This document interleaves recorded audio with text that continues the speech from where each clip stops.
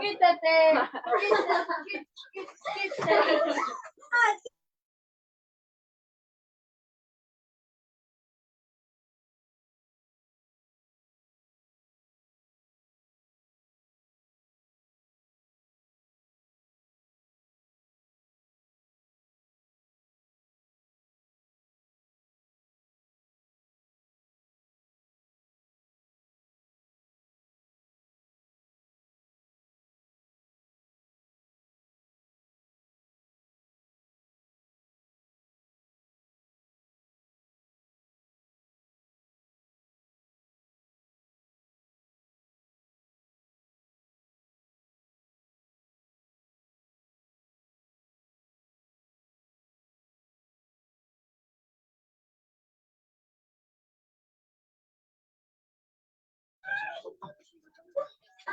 Y el poco cuando mira, se me llega a mí yo.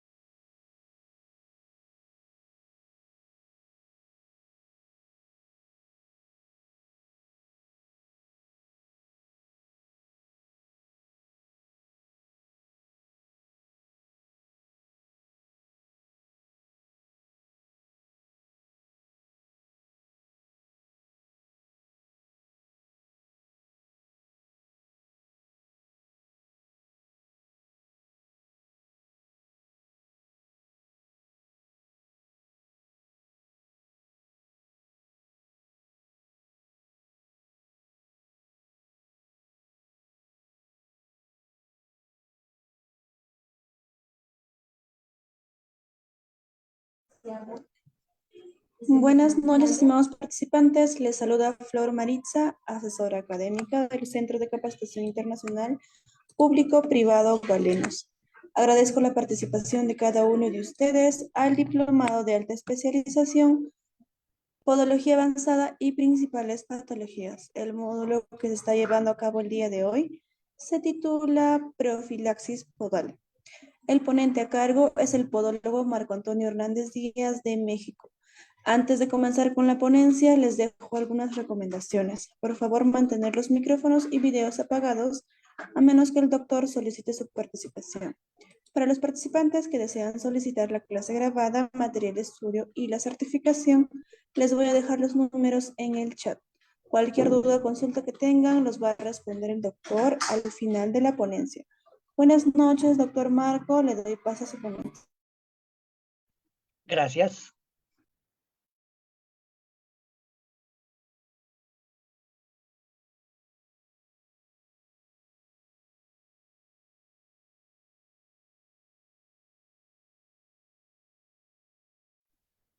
Muchas gracias. Buenas tardes a todos los presentes. Bienvenidos a este curso de actualización en temas de podología clínica. Bien, vamos allá. Vamos a hablar acerca de la profilaxis podal, la profilaxis del pie. Cuando hablamos de profilaxis podal, la profilaxis del pie, debemos entender que necesitamos el criterio clínico para evaluar de forma integral el pie. El pie como una unidad que forma parte de las extremidades inferiores es altamente reactiva. Cualquier situación, incluso cuestiones de vida y la propiedad van a impactar al pie.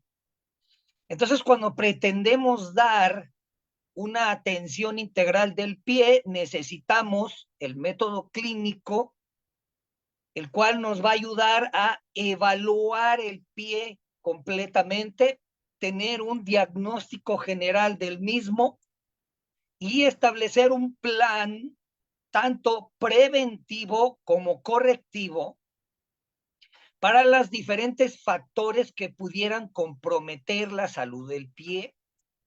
En efecto, eso es la profilaxis podal. La profilaxis entonces va a echar mano de diversas situaciones en la atención. En algunos países, la profilaxis del pie tiene como componente tal vez único la quiropodia, ¿sí? La serie de maniobras clínicas instrumentadas para la atención del pie. En otros, sencillamente se dice servicio podológico preventivo. Como sea, la profilaxis podal debe de contener todos los elementos propicios para evitar que el pie se complique, eliminar cualquier situación y elemento que pueda comprometer la salud del pie en un futuro. Eso es profilaxis, lo que nos deja el sentido de la profilaxis podal como el evento clínico de evaluación completa para el pie sano, que busca ser la prevención misma.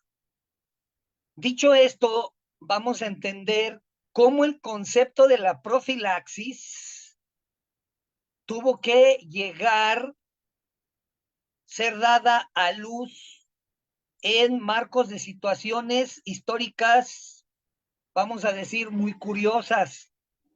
Entonces, hablando de un repaso histórico del concepto, vamos a mencionar cómo los pueblos antiguos, el más notorio de estos, escribió lo que hoy día conocemos como el Antiguo Testamento de la Biblia.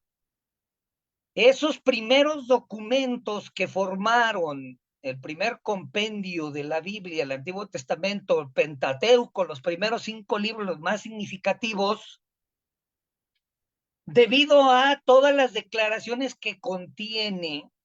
Para ser honestos, desde el punto de vista antropológico e histórico, se tiene que decir que esos libros antiguos fueron el primer tratado de salud pública, ya que contenía información higiénica de primera mano, la limpieza física, moral, la pureza, aunque parece que lo hacía ver desde un punto de vista físico religioso. Hoy día se sabe que en efecto tiene un gran valor todos aquellos conceptos antiguos. Y es muy curioso porque el pueblo hebreo estaba rodeado por múltiples culturas, todas aquellas culturas que eran altamente supersticiosas, altamente religiosas, ¿sí? Y tenían los conceptos respecto de la salud y de la enfermedad muy diferente al pueblo hebreo. Entonces es curioso ver cómo el pueblo hebreo establecía la situación de la salud y la enfermedad a través de las leyes universales establecidas por el Dios creador. Respetar las leyes del Dios creador y vivir en armonía con su creación determinaba la salud y la enfermedad, a diferencia de todos los pueblos que habitaban y rodeaban a este singular cultura, el pueblo hebreo. Así es que está constituido el Testamento Antiguo, numerosos libros, desde luego, pero tan solo podemos mencionar el Levítico, con gran cantidad de referencias respecto de la dieta, el comportamiento, lo que tenía que ver con la sanidad, la limpieza, la disposición de los desechos, incluso el comportamiento sexual. Se describió en detalle cómo debería de haber sido, y de hecho fue, el aseo personal, las letrinas, el manejo del excremento, los desechos humanos, la higiene durante la maternidad, el cuidado de los alimentos, la disposición del agua, etcétera.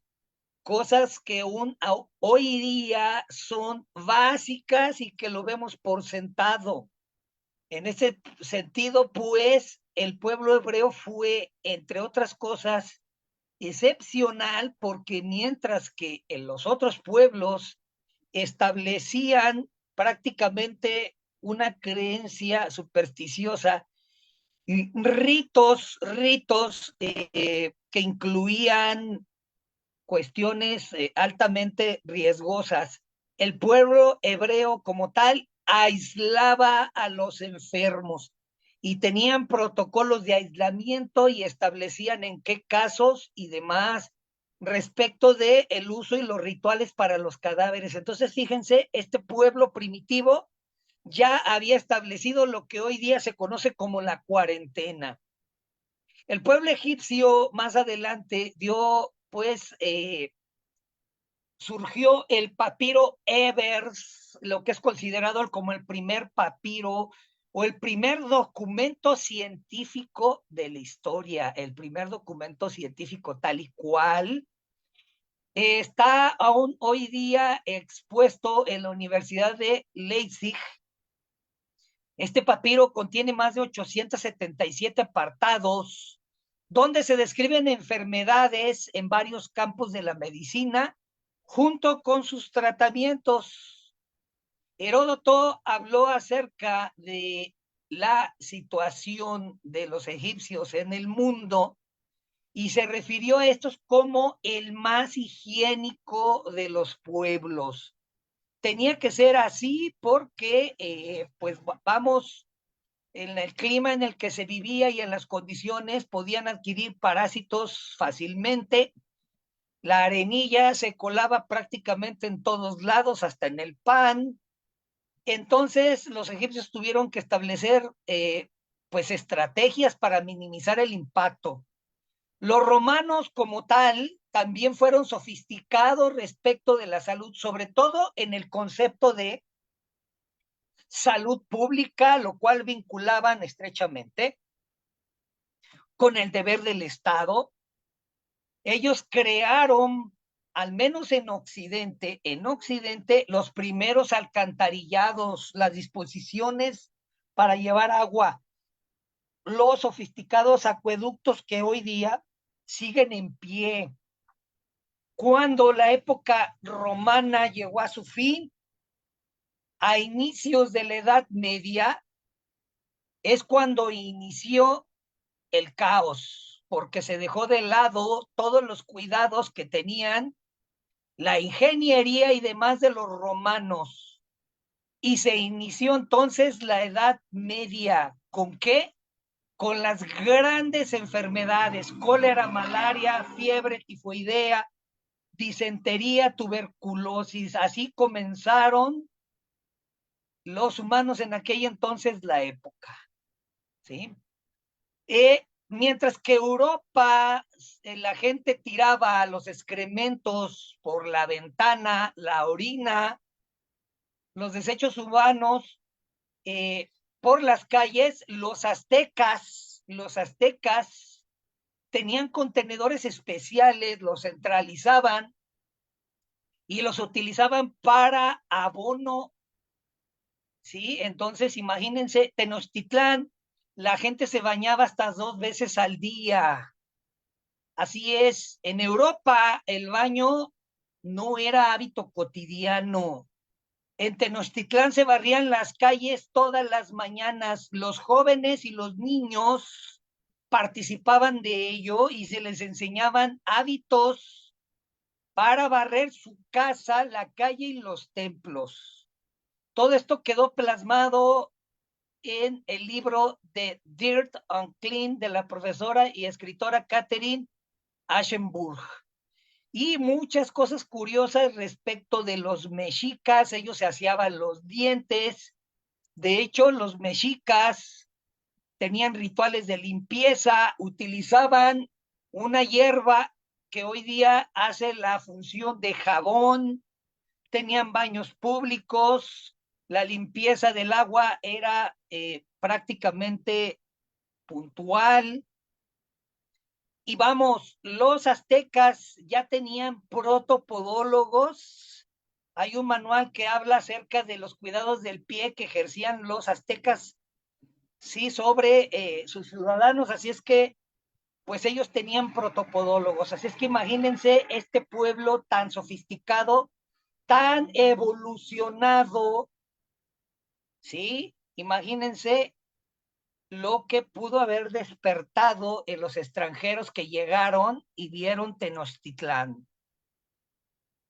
Bien, el concepto de la profilaxis en podiatría y podología, sobre todo en el ámbito de podología médica, es una ciencia de la salud, ¿sí? Que se ocupa del cuidado, la evaluación y el tratamiento de las patologías del pie. Luego, entonces, en las actividades que tiene la podiatría y la podología, requiere de dominar adecuadamente la profilaxis del pie. El pie no solamente es piel y uñas, tiene y está conformado por un compendio de articulaciones, huesos, ligamentos, tendones, bursas, nervios, venas, arterias. Es altamente expresivo, reactivo, el cual requiere de un constante cuidado debido a la función, a los factores que lo impactan, etcétera. En este sentido, se establece, pues, la profilaxis, el cuidado del pie, tal y cual el concepto se conoce hoy día dentro de la profilaxis dental. Pero en sí la profilaxis especialmente es el hábito médico, que es el conjunto de acciones preventivas. Conjunto de acciones preventivas cuyo fin es prolongar la buena salud y retrasar la enfermedad. Así es que la profilaxis podal va a establecer todos los métodos clínicos exactos para la evaluación del pie, establecer un diagnóstico general y eliminar cualquier situación que pudiera comprometer la salud del pie, retrasar la enfermedad. En este sentido, la podología es la más profiláctica de las ciencias, porque está ahí de manera constante en el proceso de evaluación, identifica y elimina cualquier situación que a la larga pudieran comprometer el pie, altamente cuando vemos pacientes en riesgo como tercera edad y diabéticos. Aquí es cuando cobra gran sentido la profilaxis en podología. En medicina, la profilaxis, el concepto se deriva de pro, anticipación, antes de, y filacos, ¿sí? Protección. Así es que se entiende que es el acto adelantado para proteger, para establecer que el pie continúe dentro de la normalidad. En este sentido, la profilaxis podal, al igual que la medicina, la odontología y la salud pública, es en realidad medicina preventiva. Sí, la profilaxis podal como medicina preventiva usualmente establece medidas de higiene, administración sanitaria, gestión epidemiológica, educación del paciente y maniobras del cuidado para establecer que el pie se mantenga dentro de el ámbito de la salud. Profilaxis, se utiliza el término en ajedrez, ¿verdad? Para hacer una maniobra y un objetivo que tiene como objeto evitar a lo posible que el rival ataque. Entonces, ahí está la jugada profiláctica. Son esas jugadas que evitan que el contrario en el ajedrez ataque. Entonces, vean cómo el concepto queda plenamente establecido. Ahora, ¿cuáles son las metodologías, los procesos como tal y en qué consiste la profilaxis del pie?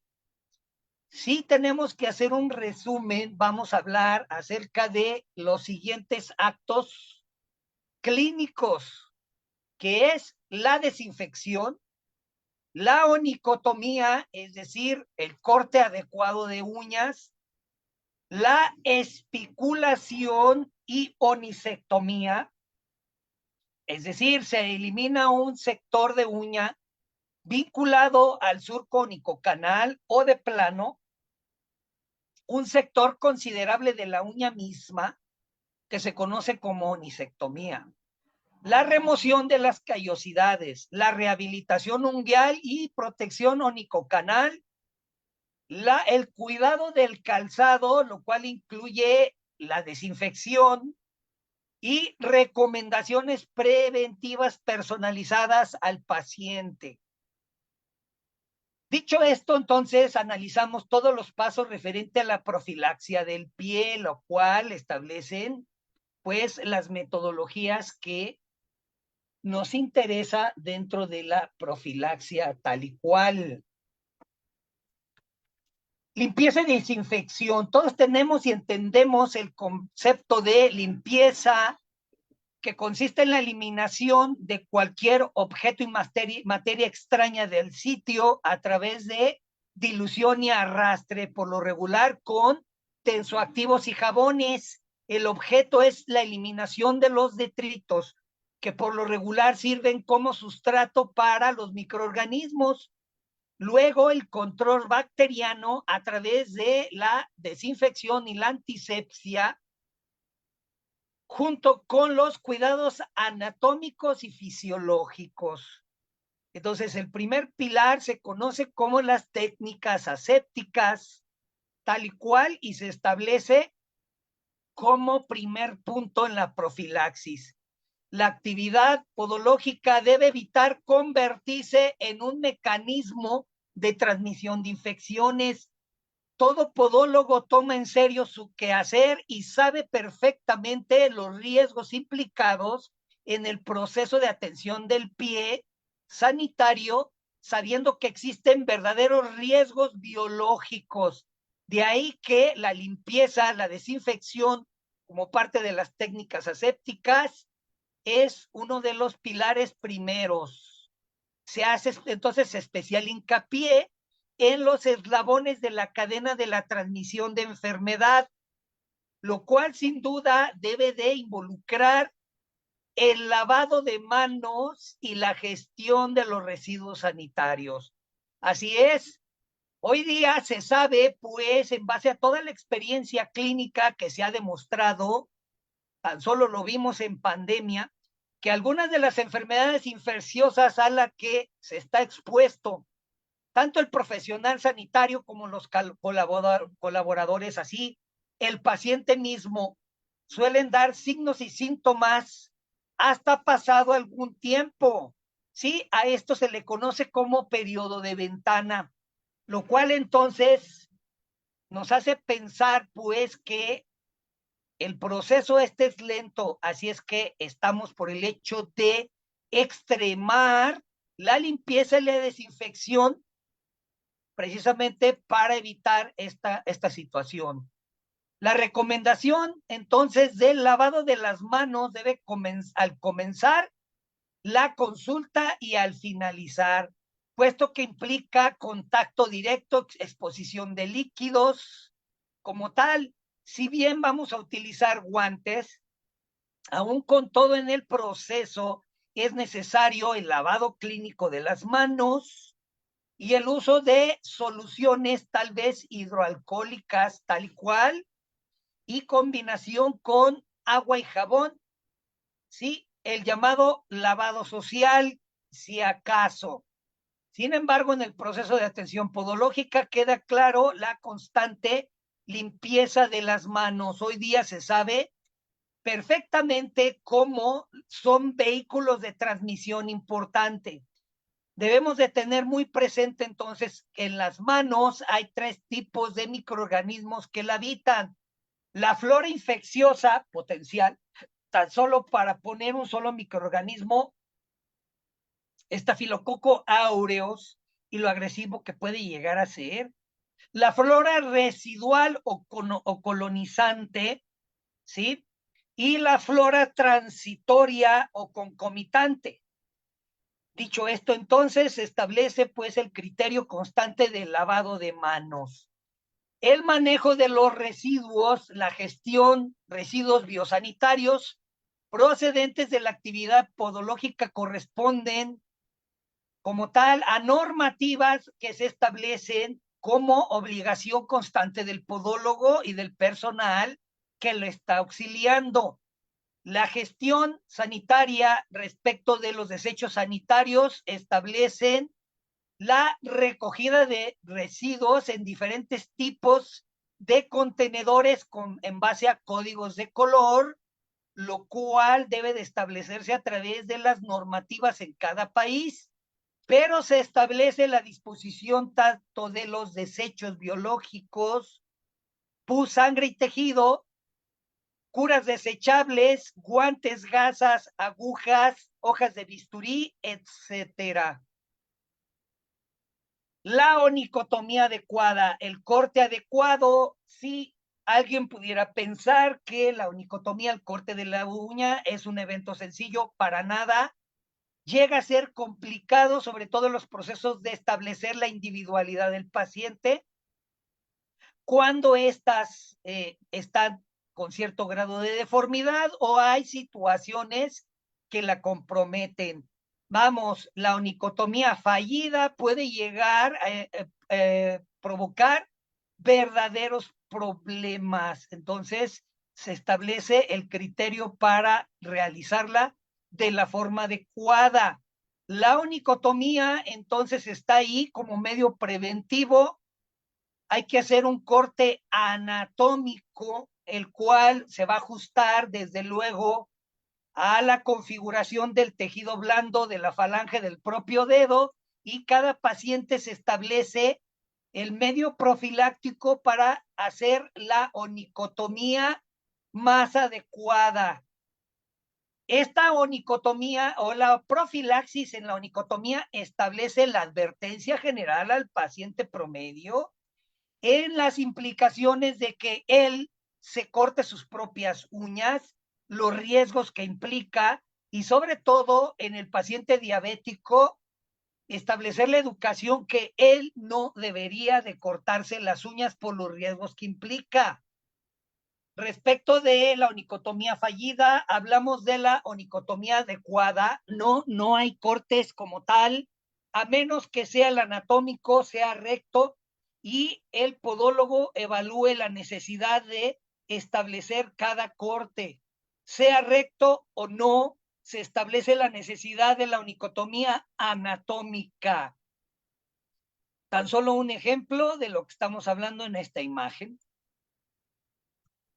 Respecto de la onisectomía como tal, el procedimiento, la onisectomía y espiculectomía, cuando hablamos de la onisectomía, hablamos del procedimiento por medio del cual se realiza una abulsión instrumentada parcial, por lo regular parcial, y a veces total de la lámina ungueal. Esto es debido a la afectación por alguna enfermedad en uno de los dedos. Es parte de manejo terapéutico, ¿sí? La recesión de la uña. Aunque podemos decir que la onisectomía es un acto aún un poco mayor más allá, se establecen también criterios de profilaxis. Hay situaciones en las que la espiculotomía completa y la onisectomía es necesaria para establecer un criterio donde se evita un daño mayor. Así, las medidas que se utilizan para prevenir la recurrencia e incidencia en algunos eventos como la onicocriptosis, la onicofosis y daño del tejido, se establece pues la onisectomía como profilaxis. Las indicaciones quirúrgicas de la onisectomía, pacientes en edad pediátrica menores de 18 meses, los cuales presentan hipertrofia del rodete importante con riesgo constante de lesión del tejido blando, onicocriptosis primaria, grado 2B o superior según la clasificación de Mosena y grado 2 de Heifetz. Hematoma subungueal, trauma del dedo con lesión del lecho dañado, la onicomicosis o hipertrofia importante. La espiculoctomía o espiculectomía es un procedimiento simple, ambulatorio, generalmente indoloro, que no requiere de anestesia. Cuando el podólogo tiene su mano entrenada, puede realizar una espiculectomía rápida, simple, limpia, que evita la complicación recidiva entre eventos como la onicocriptosis. Sobre todo, se realiza con la eliminación parcial lateral de la lámina que corresponde al surco onicocanal. Es una intervención conservadora que tiene grandes beneficios y se considera como la técnica de elección en podopediatría.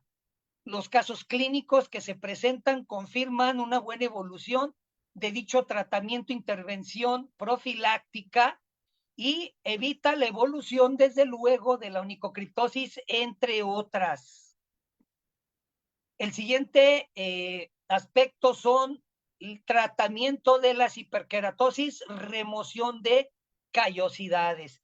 Las hiperkeratosis son trastornos caracterizados por un engrasamiento de la capa externa de la piel, gran tejido abundante de queratina estructural, esa proteína protectora, que viene como un evento fisiológico que puede salirse de control en los procesos traumáticos y de fricción, conllevando la aparición de grandes masas de queratina conocidas como callosidades, la cual puede producir un evento traumático y llevar a la inflamación.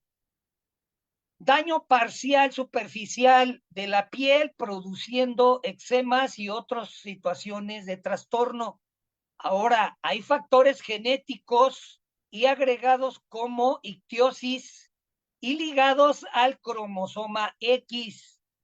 Los eventos de hiperkeratosis constante en la mujer por encima de los 50 años se puede dar por el climaterio, que se conoce como hiperkeratosis climatérica, lo cual nos puede llevar a un verdadero evento de una callosidad abundante, fibrosa y difícil de eliminar, a veces con la aparición concomitante de síntomas como prurito, escozor y dolor, aunque es en un bajo porcentaje. La profilaxis en estos casos es necesaria, la remoción de las hiperkeratosis, sobre todo cuando se encuentran focalizadas y en situaciones vinculadas o cercanas al climaterio, es lo importante. Uno de estos aspectos en la situación del cuidado de los callos atañe al eloma.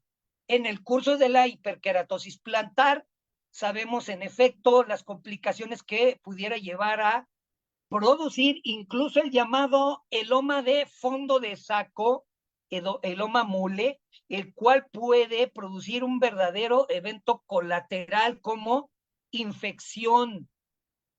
Sí, hay algunos medicamentos que pueden producir abundante hiperkeratosis.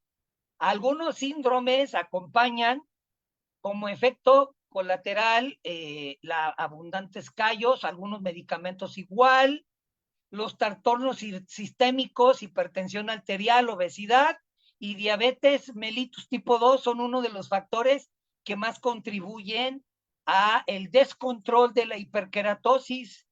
Desde luego, el fumar hoy día también se conoce una relación directa con la aparición de los celomas en fumadores. La hiperkeratosis es una afección que además resulta invalidante para algunos pacientes y es extremadamente antiestética. Desde luego se reconoce los riesgos verdaderos de lesión del tejido circundante y profundidad cuando el callo ha llegado a ser bastante abundante y duro. El uso del método clínico, la existencia de consultas multidisciplinarias, la aparición de tumores periféricos, etcétera, nos va a llevar al criterio de la evaluación de dichas lesiones que pudieran sencillamente asociarse a hiperkeratosis y determinar si en este caso requieren de algún estudio de biopsia o alguna exéresis. Así es que cada callo tiene su historia y probablemente las hiperkeratosis dolorosas incapacitantes pudieran estar relacionadas con algunos de estos, es decir, lesión importante o tumoración no identificada.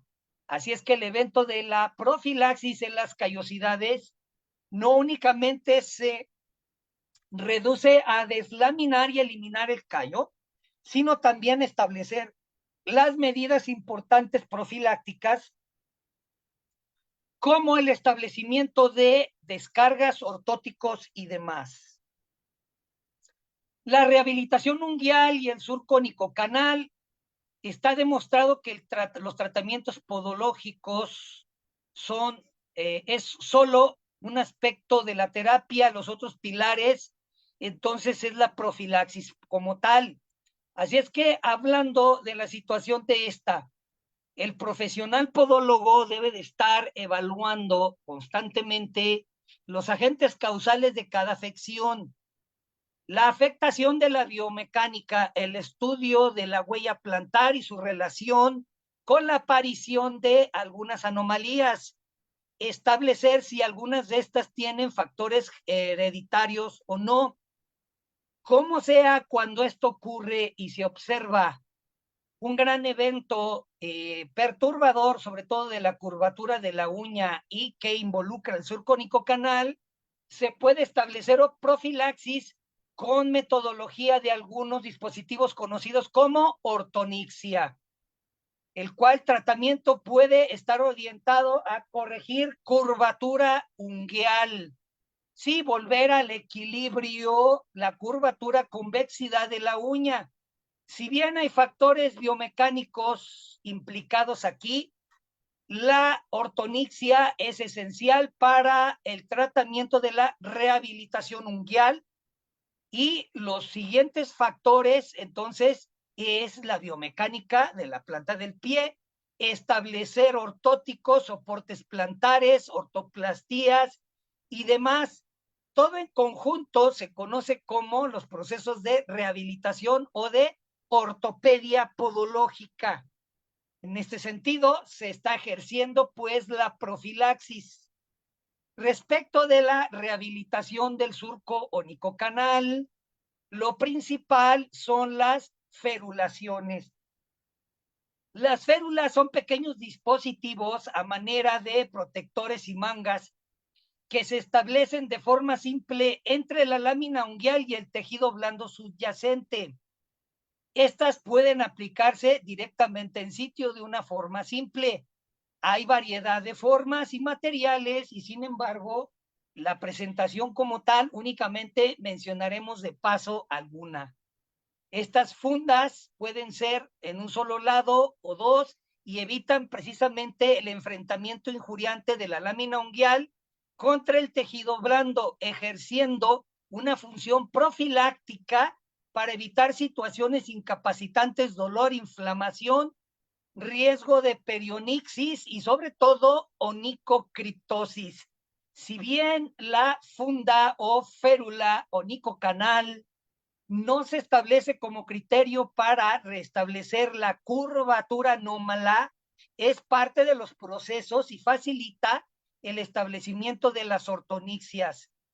Técnica excelente para la protección y evitar la situación del compromiso unguial. Son fáciles de instalar a manera de un clip que se desliza en el borde libre, ¿sí? Y hay bastante información al respecto como tal. Aquí tenemos un recuadro que nos habla de las férulas Carré, Frederick, la nasogástrica común y la de Pelton, cada una de estas con sus propias ventajas. Para conocer más sobre la intención de las férulas en la rehabilitación del surco onicocanal, se debe de consultar la bibliografía pertinente al caso. Rehabilitación unguial del surco, se recomiendan pues las ferulaciones por razones de higiene, que el dicho dispositivo se debe de sustituir cada 2 semanas aproximadamente.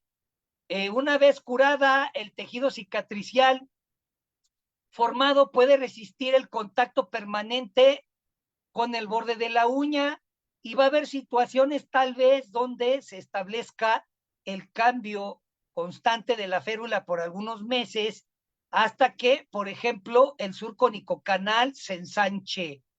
Por ejemplo, entonces sí se puede utilizar para la reeducación del surco y evitar situaciones como la onicofosis.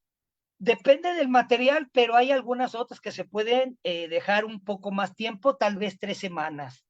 La férula como elemento de relación de la lámina y en el surco se establece como una guía apta para llevarla al posicionamiento común. Y esto permite o evita las recidivas, permitiendo el reemplazo de laminectomías parciales o totales. Vamos, es más conservadora tal y cual. El establecimiento de diferentes fibras, etcétera, se apoya en la utilización de la férula onicocanal como profilaxis. Aquí podemos observar la imagen y vean cómo sencillamente se aplica hacia el borde libre y queda perfectamente establecida. Aquí vemos un detalle de la llamada férula de Carré. Frente a un paciente con granuloma, se debe, según casos, extraerse la espícula, lavar la zona como tal, antisepsia, luego se introduce la férula, se establece plenamente debajo de la lámina, ¿sí? Y se recorta y se fija directamente allí, ¿sí? La férula se puede introducir sin inconvenientes cuando existe cierto grado de inflamación. Esto permite el choque de la lámina y ayuda a el manejo de la misma, ¿sí? Y pues vamos, cumple el efecto de protección. Bien. Las desinfecciones del calzado. Hoy día sabemos entonces las pacientes con bromidrosis y hiperhidrosis, la constante exposición del sudor puede tornar un problema las bacterias que se introducen en el calzado y producir evento de sobreinfección. Por lo tanto, todo podólogo conoce el evento del cuidado de la desinfección del calzado. Sin duda, hay muchos desinfectantes en el mercado. El podólogo debería de esforzarse por conocer todas las formulaciones y establecer el criterio, al menos en su comunidad, de cuál de los métodos de desinfección del calzado son los apropiados. Sin duda, no todos los calzados se pueden llevar a lavar de forma normal, como lo haríamos con la ropa, la vestimenta, por situaciones de materiales y otras cuestiones económicas. Se establece entonces el establecimiento de la estrategia de la desinfección del calzado como otro pilar, y hay que establecer la educación del paciente para desinfectar su calzado. La desinfección del calzado puede ser a través de líquidos y polvos. Por lo regular son polvos que contienen, entre otros, ácido fusídico, peróxido de benzoilo, contienen polvo de secante como fosfato de sodio, el cual se le agrega el ácido bórico aproximadamente al 10%, el cual ácido bórico es un excelente bactericida, junto con formulaciones para poder amortiguar el mal olor. Desde luego, el mal olor se puede llegar a controlar cuando se establece la destrucción de las bacterias. Hay algunos materiales dentro de la dermatología que son conocidos como buenos desodorizantes. Uno de ellos es el acetato de sodio. El acetato de sodio, entonces, puede ser una mezcla en la que se incluye ácido acético al 6%, conocido como vinagre de caña, y bicarbonato de sodio o sosa. Sosa de sodio, sí, sosa, carbonato de sodio. Aproximadamente 5 gramos de bicarbonato de sodio por 250 mililitros de vinagre blanco. Con esta mezcla se humedece perfectamente el interior del zapato durante las noches para que al día siguiente se encuentre seco. El acetato de sodio, como tal, es la reacción que ocurre en la mezcla de estos dos, ácido acético y bicarbonato. La mezcla debe de hacerse fuera del envase para evitar la formación de gases que produzca alguna explosión, ¿sí? Por la presión, tal y como sería un refresco, ¿verdad? Un refresco de cola, por ejemplo, a la presión. Entonces se establece esa pequeña mezcla y ese es un criterio básico para la desinfección del calzado. Muchos de los desinfectantes entonces van precisamente encaminados a la destrucción de los diferentes microorganismos. Algunos de estos bacterias, otros son hongos, ¿sí? Entonces, extremar cuidados de higiene. La profilaxis respecto de las recomendaciones preventivas personalizadas deberían de ser por escrito. El podólogo, en el proceso de conocer a su paciente, del interrogatorio, de la valoración clínica, debería de servir como un educador respecto de todos los eslabones débiles que contribuyen a que el paciente no mantenga su salud podal. Sin duda, cada paciente en base a su personalidad es diferente. Lo que hay que entender aquí es que hay pacientes que tal vez por su psicología, porque tienen cierto grado de depresión o un grado de fragilidad, no son higiénicos. El podólogo debería de animar y establecer un plan simple de higiene y hacerle ver a tu paciente la necesidad de el proceso mismo de la limpieza, cómo estos están vinculados a enfermedades, pérdidas de dinero y otras situaciones. A veces en nuestra consulta, cierto grado de número de pacientes, sobre todo que son diabéticos, por lo regular, y digo por lo regular, el paciente diabético tiene un grado de apatía. Cuando el paciente diabético tiene un grado de apatía, va a romper su dieta constantemente, no va a tener un control glicémico importante y se va a reflejar en la higiene del pie. Cuando viene a consulta y echamos una mirada al estado de su zapato, es tan solo un evento. La profilaxis aquí también va vinculada a la escarpología. La escarpología es el estudio del calzado y su relación con el pie. Entonces, a veces observamos un zapato maltratado, sucio, y esto es compatible con el resto de la higiene.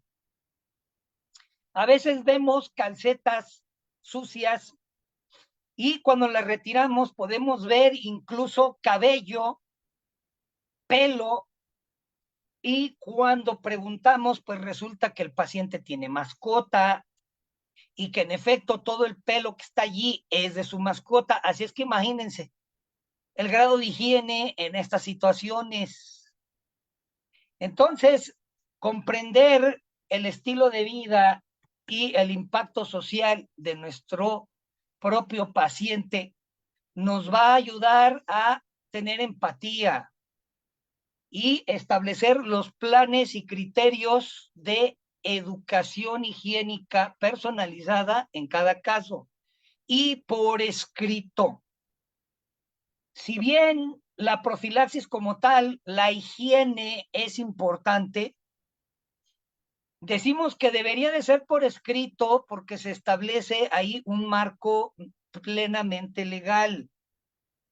En un paciente diabético, el cual se presentó con onicocriptosis de segundo grado, se le realizó la limpieza, la extracción de la espícula, la curación básica. Se le dijo y se le dio la indicación de los cuidados que debería de seguir con ese dedo que había sido atendido, pero no se le dio por escrito.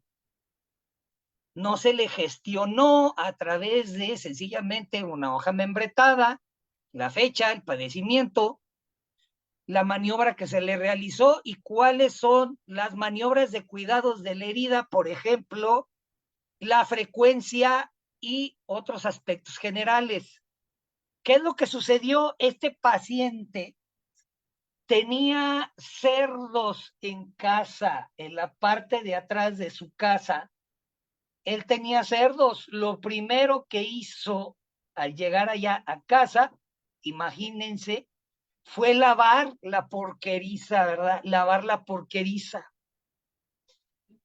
Omitió los cuidados y para el tercer día que acude, el paciente tenía una infección importante, el cual tuvo que ser tratado, derivado con médico y fue una medicación que se prolongó hasta por 15 días, además del cuidado de la herida.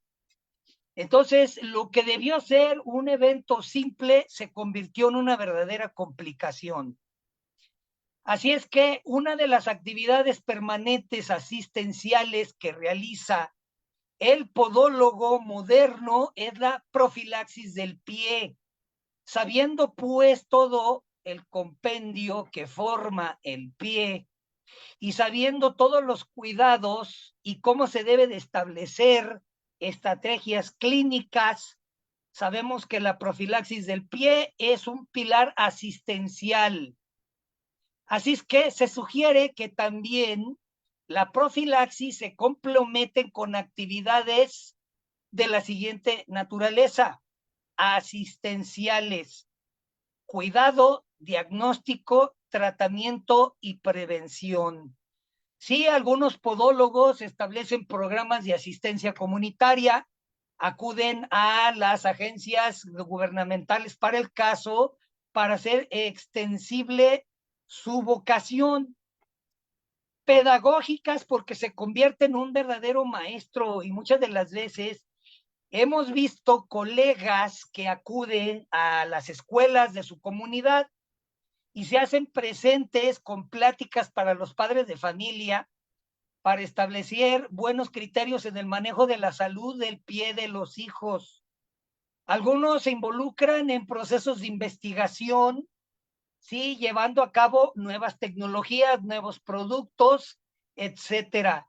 Algunos en situaciones administrativas para llevar a cabo gestiones que lleven a la podología a más personas, o cuestiones mixtas donde se educa a los pacientes en dichos aspectos.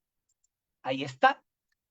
Una cosa es cuidar y otra cosa es tratar. Así es que si estamos tratando una onicocriptosis, una onicomicosis, verruga, remoción de callo, etcétera, sabemos que encontrar la raíz del problema y establecer criterios que en un futuro eviten que reaparezca, más vale hacer la prevención que tratamientos como tal.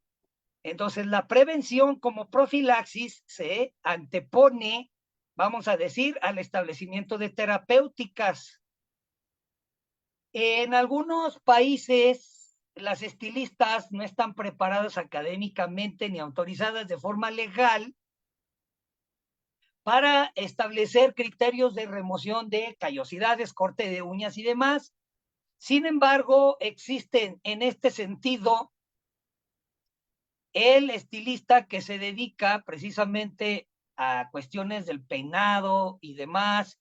Normalmente deberían de establecer criterios de estudio para minimizar los riesgos y saber en cada caso qué hacer para luego qué derivar, ¿verdad? Por lo menos derivar.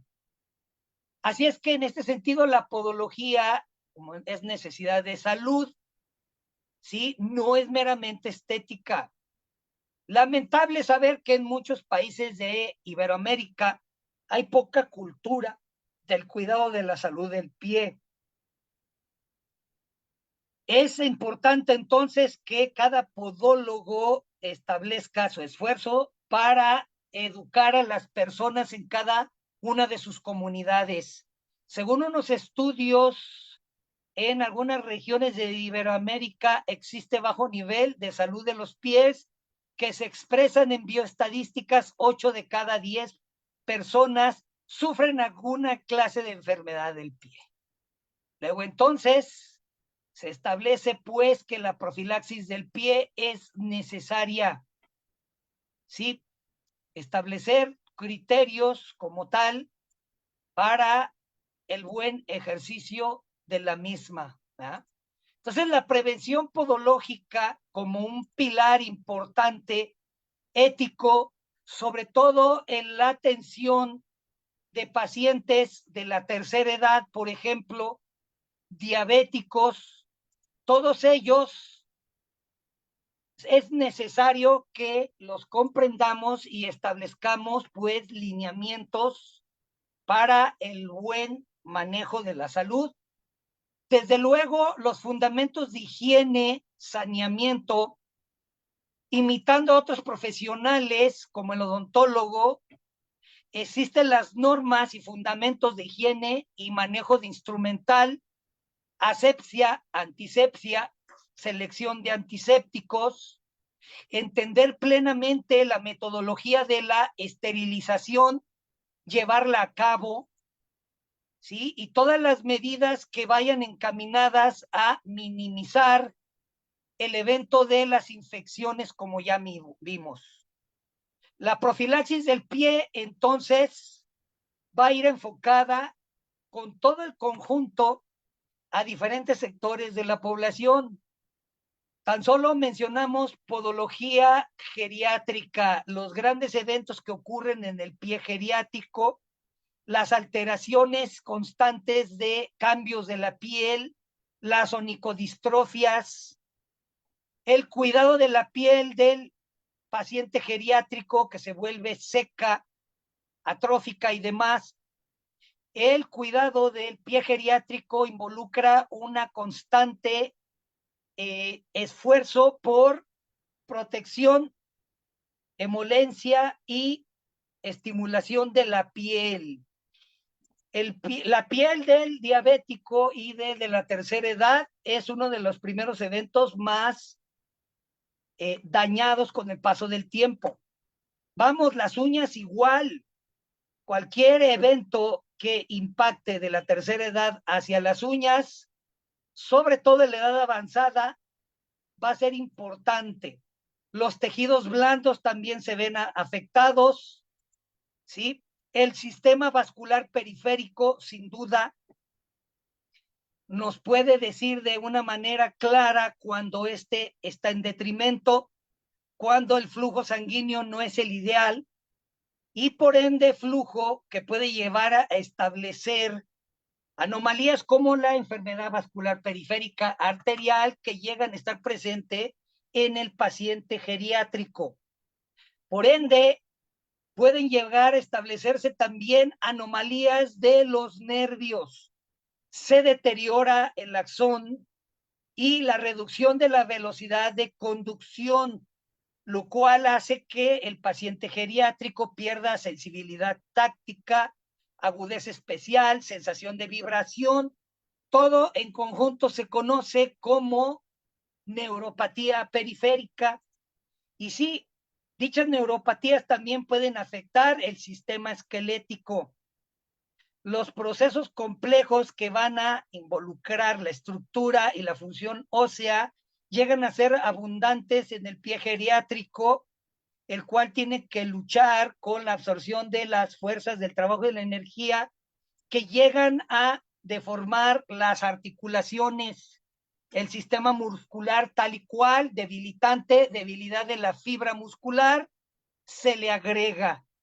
Todavía el pie de riesgo, como la diabetes mellitus, artritis reumatoide, pacientes que han sido amputados, se establece pues que la profilaxis aquí es otro pilar, el pie de riesgo. Sí mencionamos el pie diabético como el más importante, uno menos frecuente, el pie neuropático, el cual puede venir también por la diabetes o por factores de alteraciones de la uremia, daños nerviosos, espinales, el déficit de la vitamina D, que muchas de las veces está involucrado al alcoholismo crónico, déficit del ácido fólico o de plano otros factores que están dañando la fibra nerviosa. El podólogo en el proceso de evaluación mecánica como parte del método clínico establece pues la profilaxis, sobre todo en el pie neuropático. Respecto del pie isquémico, la profilaxis pues nos marca que en el proceso de exploración vascular importante para determinar signos de isquemia y otros factores de oclusión, estrechamiento de arterias periféricas, el mero acto de la exploración acuciosa se convierte en un acto profiláctico crucial. Una vez que el pie isquémico ha sido identificado de esta manera, entonces se puede llevar, por ejemplo, a hacer una valoración simple conocida como índice tobillo-brazo. Si bien el índice tobillo-brazo va a establecer una predicción del riesgo importante de enfermedad vascular arteriovenosa periférica, se establece como predicción, así es que en este sentido también se convierte en una herramienta profiláctica. El pie reumático altamente doloroso, reactivo, la constante inflamación crónica, la afectación biomecánica, cuando a este se le agrega la artritis reumatoide por largo tiempo, sea bilateral y simétrica, va a afectar sin duda todas las estructuras del pie. El pie reumático en constante dolor termina por la alteración debido a la inflamación crónica, las articulaciones, el hueso, los músculos, los nervios, etcétera. Es cuando en el pie reumático se deben de establecer, pues, todas las medidas para minimizar el impacto de la enfermedad reumática. En este sentido, la profilaxis del pie reumático es otro pilar. Bien, hemos llegado al final.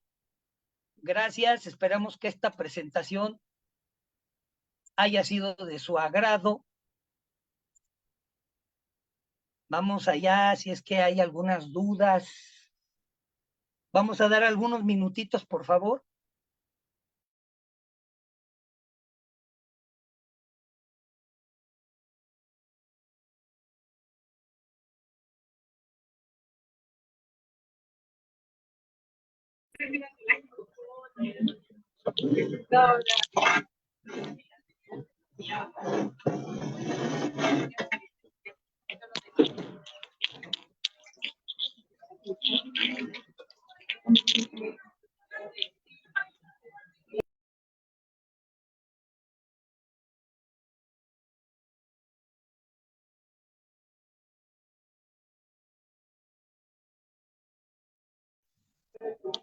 Muy buenas tardes, Doc.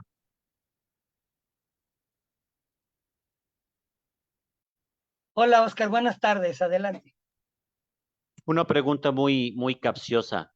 Entonces, para estos casos, el paciente, ahora sí que si ya es diabético, ya tiene todos los diagnósticos ya vaticinados y ya descartados, en su caso, si en caso de que ahora sí, el caso de este paciente no debe de ser, no, ahora sí que nada más a la tentativa, nomás cortar las uñas, se tiene que primero hacer un cuestionario muy minucioso antes de cortar las uñas o hay que enviarlo directamente con un especialista para que le corte las uñas, Doc. Esa es mi gran pregunta, Doc.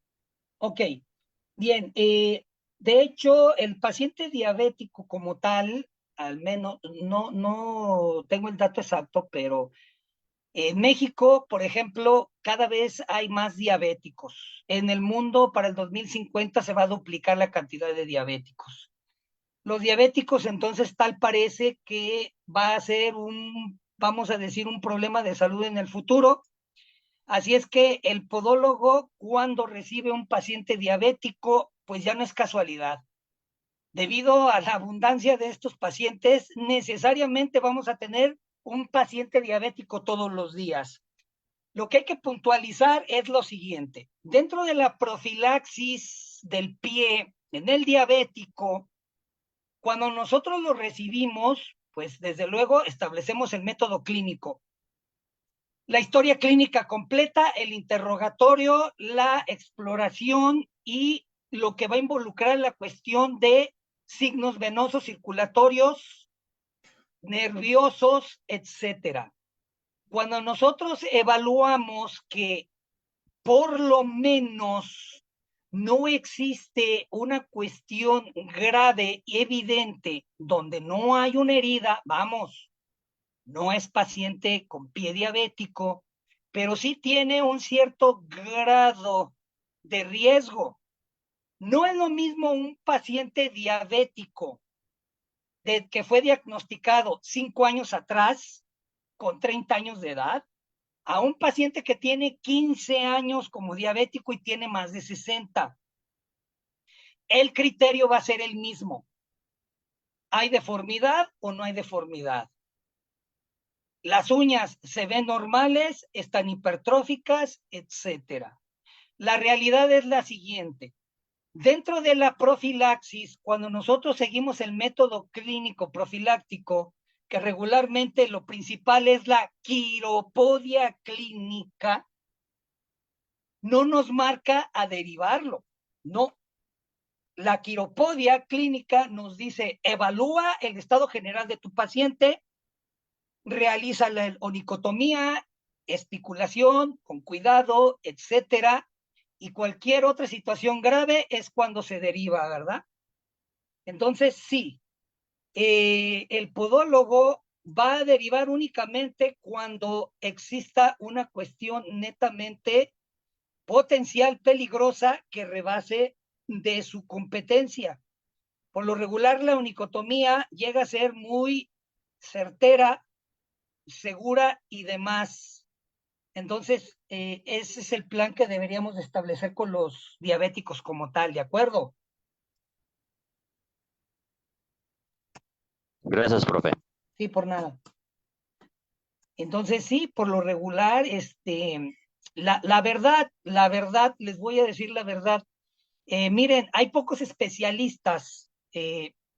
Si el podólogo y el quiropodista o el auxiliar en quiropodia no realiza la onicotomía, ¿quién más lo va a hacer? Hay médicos que no están entrenados en el proceso. Lo digo, aquí en México hay cadenas muy conocidas de consultorios a nivel nacional. Cuando te presentas con una anomalía de las uñas ahí, lo único que hacen es arrancar la uña, hacen abulsión completa médica ungueal. Ahora sí que haga o no haga falta, y no, ese es un gran error. Ya lo sabemos hoy día como podólogo. Entonces imagínate que el paciente llega y se enfrenta a esa cuestión de una abulsión médica completa. El podólogo, entonces aquí va a ser una maniobra conservadora, va a cumplir con el objetivo y el paciente va a estar bien agradecido. Entonces, en países donde no existe el podólogo como tal, vamos, el auxiliar en quiropodia bien entrenado sería la solución y es deseable, sería el criterio. Entonces, a veces hay médicos que ahora sí que en lo suyo, ¿no? Pero no precisamente en una profilaxis del pie. Tal y cual, profilaxis del pie, no.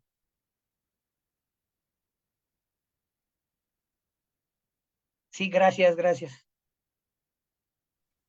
Profesor, buenas tardes. Una Hola, consulta. sí, dime. Mire, quiero hacer una consulta. Lo que pasa es que estaba escuchándolo ahí.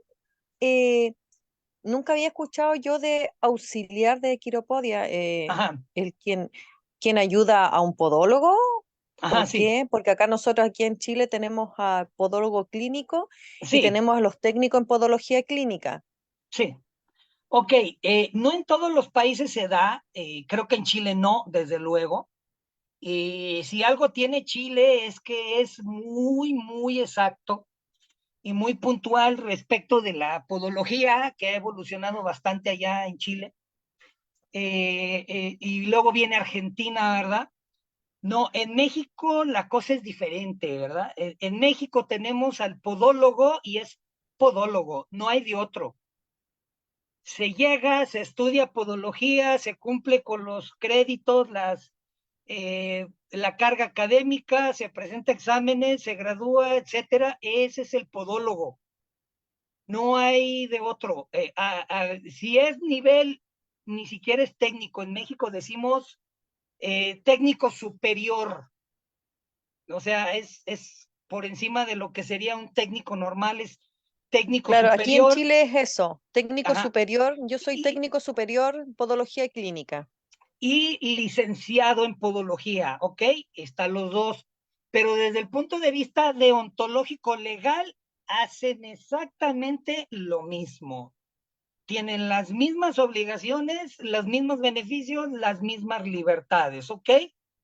Entonces, el gobierno federal de México, a través de tratados internacionales con la UNESCO y de libre comercio con Canadá, Estados Unidos y otros, se establecieron procesos de capacitación de oficios al ciudadano mexicano, de tal manera que un ciudadano X puede estudiar entre 6 meses y un año un diplomado que al final lo convierte en un auxiliar de quiropodia.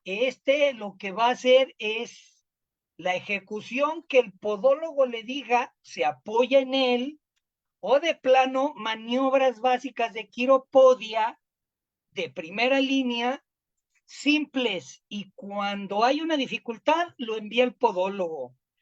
¿Por qué sucede esto? Bueno, en México hay muy pocos podólogos, realmente no hay un censo, pero yo calculo que para 130 millones de mexicanos no llegamos ni a 5,000 podólogos, ¿de acuerdo? Entonces, los quiropodistas auxiliares hay más que podólogos, y esa es la realidad. Por eso me atrevo a decir y hablar acerca del auxiliar en quiropodia, porque en muchos países existe. Como dato curioso, en México, cuando alguien estudia podología, recibe su título y tramita la cédula profesional para el ejercicio, y uno quiere viajar a Estados Unidos y Canadá, cuando uno llega allá le dicen, tu papel no sirve, ¿verdad? Haz de cuenta que eres nada. Pero si obtienes una certificación de competencia como auxiliar en quiropodia, allá sirve en Estados Unidos y Canadá, imagínense. O sea, son cuestiones curiosas, ¿no? O sea, lo digo así porque pasa. ¿De acuerdo?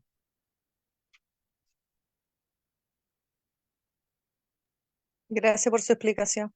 Sí, pues nada.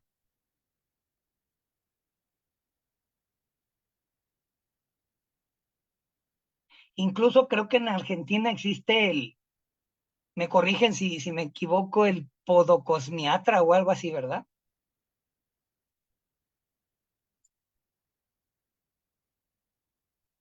Bueno, no sé si hay alguien de Argentina aquí, ¿verdad? Podiatra, algo así. Sí, o sea, Sí, va po. vinculado como a la Y en Argentina también está belleza. la licenciatura. Ah, Aquí sí, en, aquí en Chile no está la licenciatura en podología.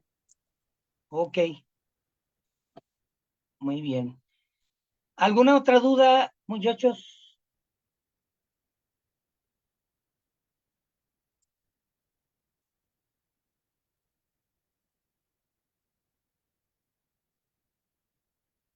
Muy bien, perfecto, muchas gracias. Bien, espero entonces que haya sido de valor para ustedes esta presentación, la información, para conocer más, ya saben, ahí con su representante de Galenos, para tener acceso a la documentación y a la clase grabada. Viridiana, gracias a ti, Viridiana. Gracias. Perfecto, muy bien, Oscar. A ti, Flores Mir, a ti. Para servirles, Juliet. Hasta la próxima semana. De nada, Janet. Profe, Mira. Hasta luego, Claudia.